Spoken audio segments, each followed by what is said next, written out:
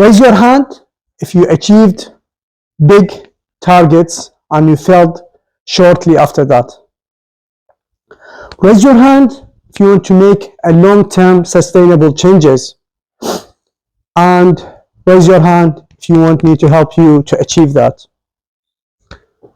So I talked previously about the struggles I had in my building projects and the struggles I had in my building projects and the debt issues that I had, which affected me mentally and physically.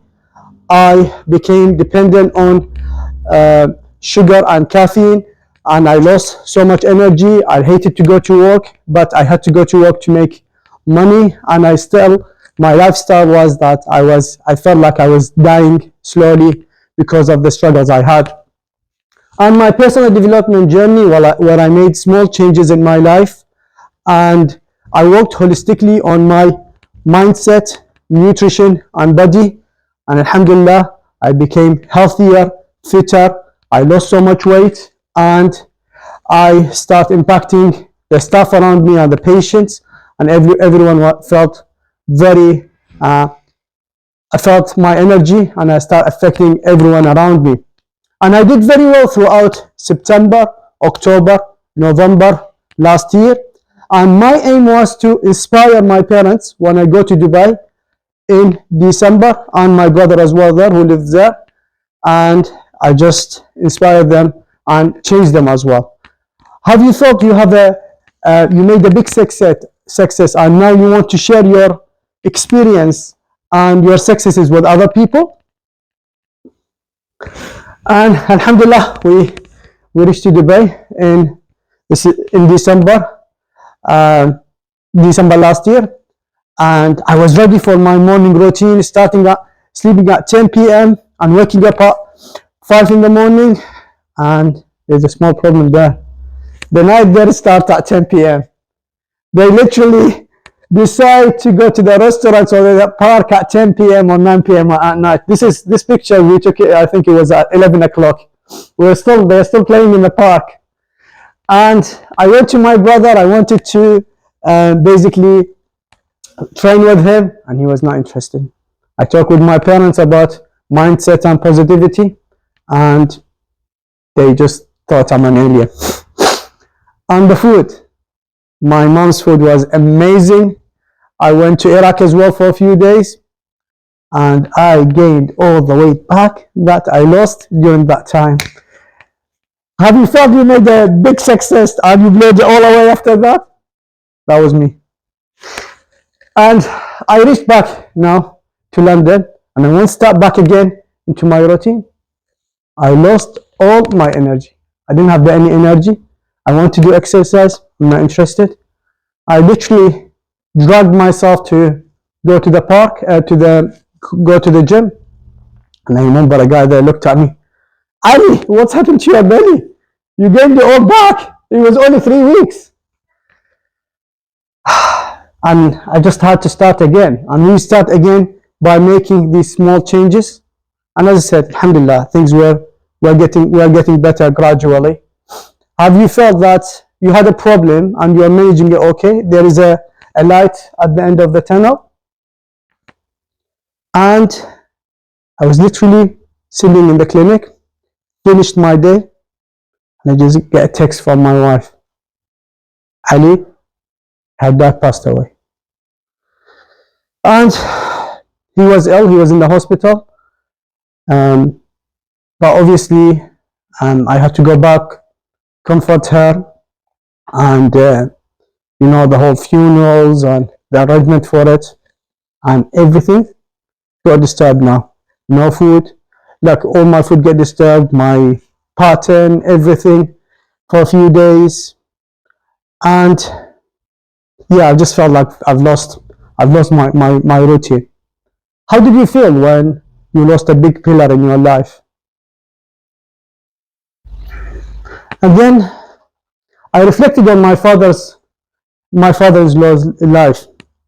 My father-in-law could have lived in London and retired easily in London, but he left London, he went back to Karbala in Iraq, he established a big charity there, did amazing work there, helped so many orphans, wrote 2 books, and lived a life on his term, not by how other people expected from him.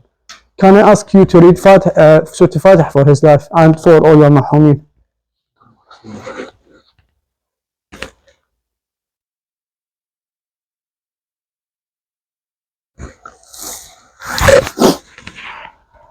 And this is his picture, serving the Zuwar of Abu Abdullah al-Hussein.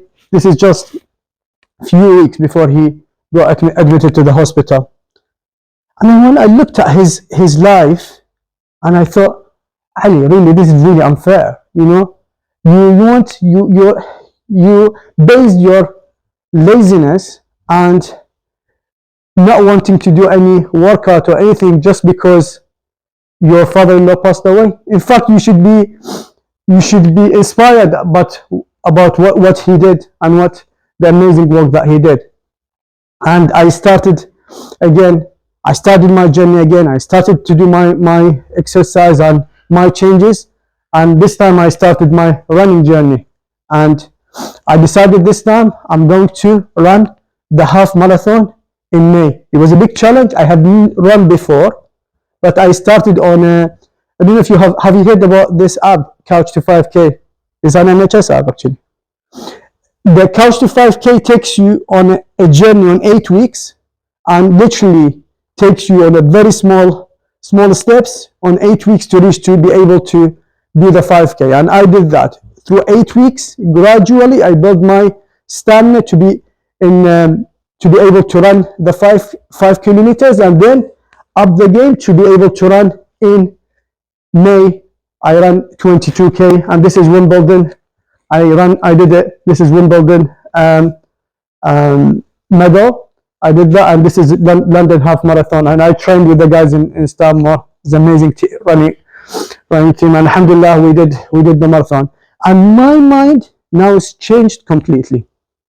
It was my mistake. When I did talk about September, October, November. I wanted to do this quick, small, fast wins that you want to win quickly, but you don't know how to maintain it later on. You don't change your behavior. My mind now changed into what we call infinite mindset. With infinite mindset, what you do is you play a long-term game. Life goes ups and downs all the time, but if you want to make quick successes, it's very difficult to maintain it later on. And sometimes with life, what happens in life, quick, you slip. Your routine all the time slips. So the idea now is to make these small changes and always have that set default routine that you go against to help you. For me, Sunday running or Sunday, because I do most of my training on Sunday, and Sunday for me is like the reset. One is like Aada Batal Masna. It's literally like this, because this ups and down, when I went, it's the same story. I went in Ramadan, in Muharram, I got things now with what's happening in Gaza, and that when you look at the news, your morals go down, and then sometimes your training routine goes down. But you always have good idea to have that set routine to go into it, and then recharge back again, and then go into just keep recharging again. And yeah, so, and then I did talk last time about these 2 boxes, the atomic habits and the compound effect. And it's the same time, I'll recap on it. It's life, the changes that we want to make is about small, long-term changes that we build on, and then we will see success later on. The problem, people expect linear changes that happens, and then when they don't see these changes, they give up halfway through, and we shouldn't do that. This is literally what people expect, and you think how habit and things should go on, but this is life. This literally is life, ups, downs. But what we're aiming for is the long-term big success. So we did talk last time about our my exercise about making small changes on mindset, nutrition, and body.